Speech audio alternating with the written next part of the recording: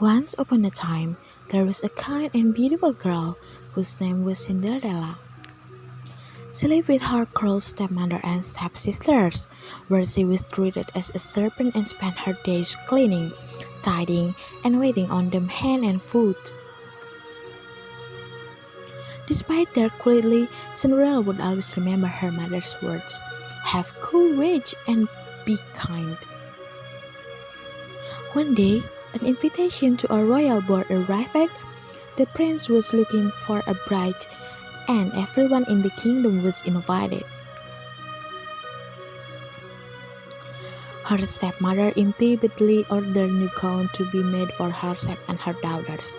Cinderella worked day and night to prepare the new dresses in time. On the day of the ball, as they were preparing to leave, Cinderella came down the stairs in the dress she had made for herself.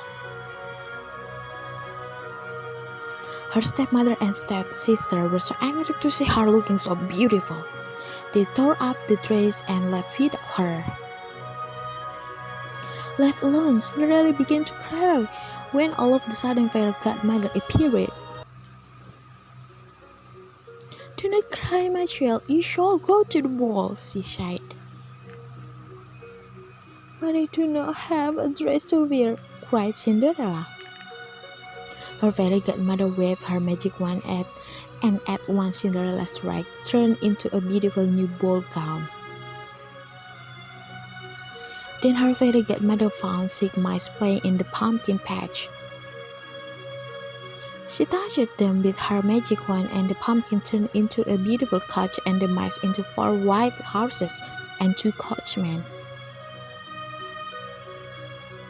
When everything was ready, Cinderella waved goodbye to her fairy godmother, who said, "The magic will only last until midnight. You must reach home by then." When she entered the ballroom, the guests were struck by her beauty, and her stepmother and stepsister did not know who she was. The prince asked Cinderella to dance, and she was overjoyed. The prince and Cinderella danced all evening until Cinderella noticed the clock approaching midnight, and she remembered her godmother's word. "I must go," she told the prince, and she fled from the ballroom.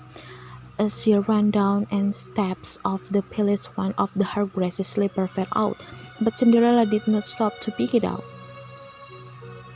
She returned home just as the clock struck 12. Her clothes turned back into a pumpkin, her house became mice, and she was wearing rags once more. Her stepmother and stepsister arrived at home shortly afterwards and were full of talk of the beautiful girl had danced all night with the prince. The prince had fell in love with Cinderella the moment he saw her, but he did not even know her name.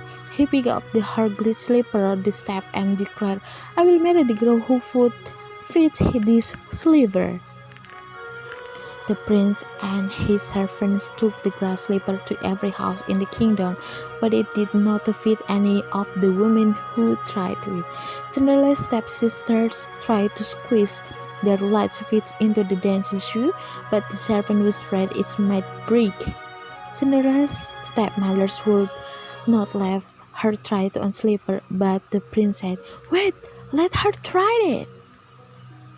The slipper fit Cinderella's foot perfectly, and the prince realized this was the beautiful girl he had danced with all at the ball. The prince had found the girl he was looking for.